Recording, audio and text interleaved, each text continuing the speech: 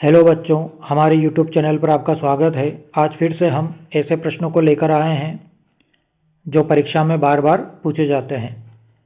तो शुरू करते हैं। प्रश्न क्रमांक 185। प्रश्न है, जलीय सिल्वर नाइट्रेट विलयन के विद्युत अपघटन में कैथोड पर कौन सा उत्पाद प्राप्त होता है? तो कैथोड पर हमें मिलेगा सिल्वर धातु। अगला प्रश्न है, जलीय सिल्वर नाइट्रेट विलयन के विद्युत अपघटन में एनोड पर क्या उत्सर्जित होता है? तो ऑक्सीजन गैस उत्सर्जित होगी।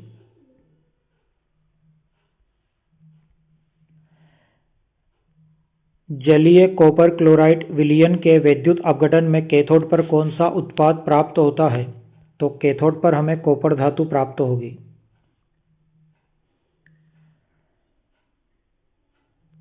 जबकि एनोड पर हमें क्लोरीन गैस प्राप्त होगी।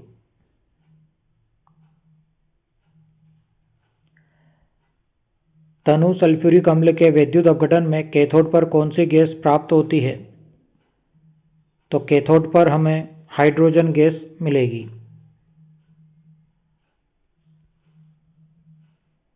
जबकि एनोड पर ऑक्सीजन गैस प्राप्त होगी।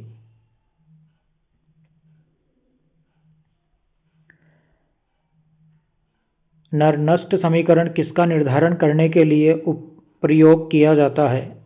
तो नस्ट समीकरण का उपयोग हम इलेक्ट्रोड विभव ज्ञात करने के लिए करते हैं। नरनस्ट समीकरण में n किसे दर्शाता है? तो n के द्वारा इलेक्ट्रॉनों की संख्या को बताया जाता है। एक्सचेंज ऑफ इलेक्ट्रॉन, इलेक्ट्रॉन का आदान प्रदान। नरनस्ट समीकरण में F किसे प्रदर्शित करता है? तो ये फैराडे स्थिरांक को व्यक्त करता है। 290 केल्विन का मान लगभग कितना होता है? तो 290 केल्विन पर जो नस्ट समीकरण होती है उसका जो मान होता है वो मान होता है 0.0591 वोल्ट। तो यहाँ पर ये प्रश्न पूरा कंप्लीट नहीं है, लेकिन इसका जो आंसर आएगा वो 0.0591 वोल्ट होगा। नरनस्ट समीकरण का उपयोग किस प्रकार के सेल के विभव ज्ञात करने में होता है? तो गैल्वेनिक सेल व इलेक्ट्रोलाइटिक दोनों सेलों के लिए। यदि तापमान बढ़ाया जाए तो नरनस्ट समीकरण के अनुसार पोटेंशियल पर क्या प्रभाव होगा?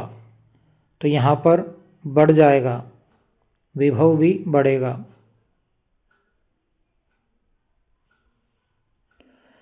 नरनस्ट समीकरण का सामान्य रूप क्या है?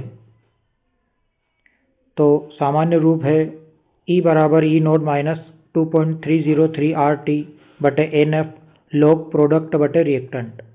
इसे हम नस्ट समीकरण कहते हैं। 298 केल्विन पर इसका मान लगभग कितना होगा? तो 0.0591 वोल्ट होगा।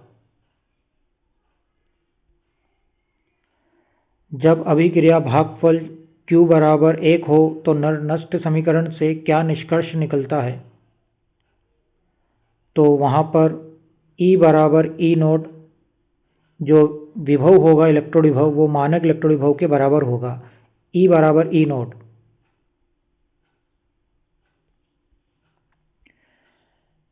सेल विभव और साम्य स्थिरांक का संबंध किस समीकरण से व्यक्त किया जाता है? तो समीकरण नंबर सेकंड जो है बी ऑप्शन इसका सही है। यदि ई नोड धनात्मक हो तो साम्य स्थिरांक Kc का मान होगा, तो इसका मान जो होगा वो बहुत बड़ा होगा।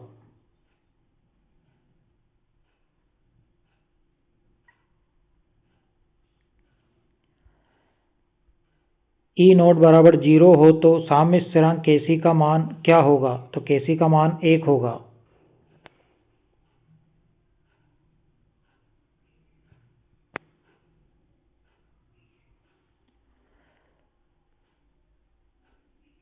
यहाँ पर नस्ट समीकरण दी गई है और पूछा गया है कि किस तापमान पर लागू होता है? तो 298 केल्विन पर ये लागू होगा। यदि डेल्टा जी ऋणात्मक हो तो सेल विभव होगा, तो सेल विभव होगा धनात्मक।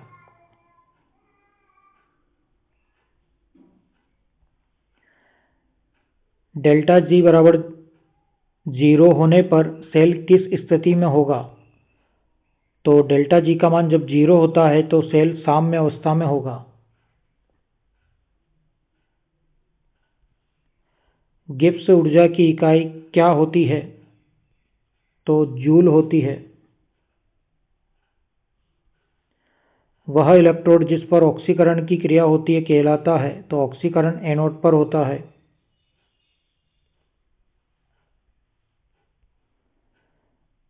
एक इलेक्ट्रोलाइटिक सेल में 5 एम्पीयर की धारा को 30 मिनट तक प्रवाहित किया गया। यदि इलेक्ट्रोलाइट का विद्युत रासायनिक तुल्यांक Z बराबर इतना है तो जमा द्रव्यमान कितना होगा? तो यहाँ पर एक फॉर्मूला होता है फैराडे के प्रथम नियम के अनुसार, उस फॉर्मूले से हम इसको सोल्व कर सकते हैं। तो आप देख सकते हैं इसका जो सही आंसर होगा वो ए होगा। W बराबर जी जेड आई टी, आई बराबर यहाँ विद्युत धारा, टी बराबर यहाँ समय है, सेकंड में हमको लेना है। तो जब आप कैलकुलेट करेंगे तो हमें आंसर मिलेगा 2.961 ग्राम। तो सही ऑप्शन होगा इसका ए।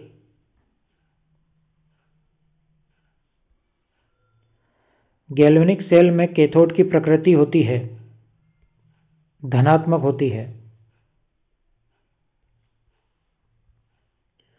यदि डेल्टा जी बराबर -NFe तो ऋण चिन्ह का क्या अर्थ है?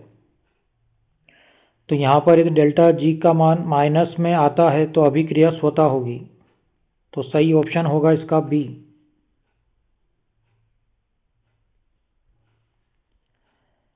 एक मोल एल्यूमिनियम 3+ को एल्यूमिनियम में अपचयित करने के लिए कितने फैराडे आवेश की आवश्यकता होगी?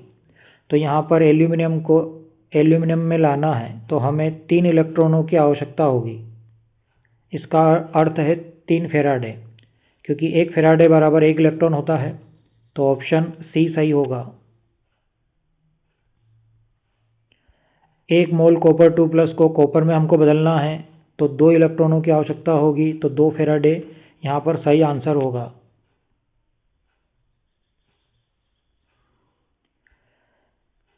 यहाँ पर MnO4 माइनस आयन को हमें मैग्नीज 2+ में अपचयित करना है। तो यहाँ पर कितने इलेक्ट्रॉनों का आदान प्रदान हो रहा है? तो यहाँ पर 5 इलेक्ट्रॉनों की आवश्यकता होगी, क्योंकि यहाँ पर मैग्नीज की ऑक्सीकरण अवस्था जो है वो +7 है। तो +7 से +2 में आने के लिए हमें 5 इलेक्ट्रॉनों की आवश्यकता होगी। अगला प्रश्न है, यदि जिंक 2+ और Ag+ के विलयनों से एक समान मात्रा की विद्युत प्रवाहित की जाए तो जमा जिंक और सिल्वर का द्रव्यमान का अनुपात होगा। तो यहाँ पर जो अनुपात होगा वो 65.4/2 और 108/1 होगा। यह फैराडे के दूसरे नियम से प्रश्न हल होगा। तो सही ऑप्शन होगा इसका डी ऑप्शन, इसका सही है।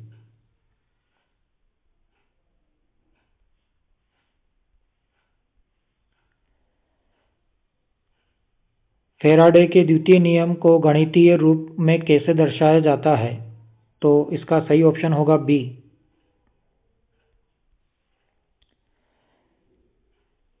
यहाँ पर 1 मोल MnO4 माइनस आयन को हमें मैग्नीज 2+ में चेंज करना है। तो कितने फैराडे की आवश्यकता होगी? तो 5 फैराडे की आवश्यकता होगी, क्योंकि यहाँ पर मैग्नीज +7 में है और हमें उसे +2 तक ले जाना है। तो मैग्नीज यहाँ पर 5 इलेक्ट्रॉन ग्रहण करेगा। यदि 1 फैराडे बराबर 96,500 कूलाम है तो 1 मोल एल्यूमिनियम 3+ को एल्यूमिनियम में अपचयित करने के लिए कितने कूलाम की आवश्यकता होगी? तो यहाँ पर आपको 3 का मल्टीप्लाई करना है इसमें 1 फैराडे में, तो टोटल मान आएगा 28,9500 कूलाम। तो यहाँ पर सही ऑप्शन होगा सी। अगला प्रश्न है, गलित कैल्शियम क्लोराइड से 20 ग्राम कैल्शियम प्राप्त करने के लिए कितने फेराडे की आवश्यकता होगी? तो यहाँ पर 2 फेराडे से कैल्शियम 40 ग्राम प्राप्त होगा, जबकि 1 फेराडे से 20 ग्राम प्राप्त होगा। सही ऑप्शन होगा 1। अगला प्रश्न है, यदि किसी अभिक्रिया का साम्य स्थिरांक बहुत बड़ा है तो उसका मानक सेल विभव धनात्मक होगा। तो सही ऑप्शन होगा सी। तो आज हमने चैप्टर नंबर 2 जिसका नाम है विद्युत रसायन के सभी प्रश्नों को हल कर लिया है। तो लगभग ये 219 प्रश्न हैं। यदि आप इनको बार बार इस वीडियो को देखेंगे तो इन प्रश्नों के उत्तर आपको याद हो जाएंगे, और यदि आप इनको अच्छी तरह याद कर लेते हैं तो आपको एग्ज़ाम में ऐसे ही कुछ प्रश्न मिलने वाले हैं। तो ये इम्पोर्टेंट प्रश्न थे जिसे आपको बार बार इसका रिवीजन करना होगा, तो आसानी से आप इन प्रश्नों को हल कर लेंगे। तो आज के लिए इतना ही। वीडियो देखने के लिए बहुत बहुत धन्यवाद।